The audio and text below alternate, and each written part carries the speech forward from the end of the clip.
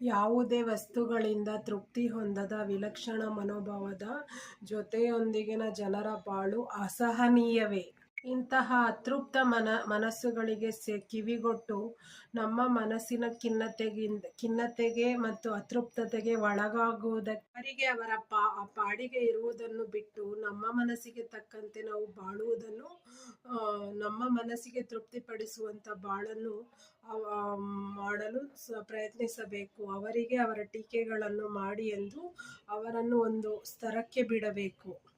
ಅವರ ಮಾತುಗಳಿಗೆ ನಾವು ಜಾಣ ಕಿವುಡರಂತೆ ಕಿವಿಯಿದ್ದು ನಮಗೆ ಕೇಳಿಸಿಲ್ಲ ಎಂಬ ಗಾಂಧೀಜಿಯ ತತ್ವದಂತೆ ಬಾಳುವುದೇ ಒಂದು ಉತ್ತಮ ಮಾರ್ಗವಾಗಿದೆ. ಸೊ ಇಷ್ಟನ್ನು ಹೇಳ್ತಾ, ನನ್ನ ಚೈಲ್ಡ್ಹುಡ್ ಪದ್ಯ ಇದು ತುಂಬ ಇಷ್ಟ. ಸೊ ಇದು ಜೀವನದ ಸಾರಾಂಶವನ್ನು ತುಂಬ ಹೇಳುತ್ತೆ. ಸೊ ಸಮಾಜದಲ್ಲಿ ಹೆಂಗೆ ಬದುಕಬೇಕು, ನಾವು ಯಾರ ಟೀಕೆಗಳಿಗೂ ಟಿಪ್ಪಣಿಗಳಿಗೂ ಕಿವಿಗೊಡಬಾರದು ಎಂದು ಈ ಪದ್ಯದ ಸಾರಾಂಶ ಹೇಳುತ್ತದೆ.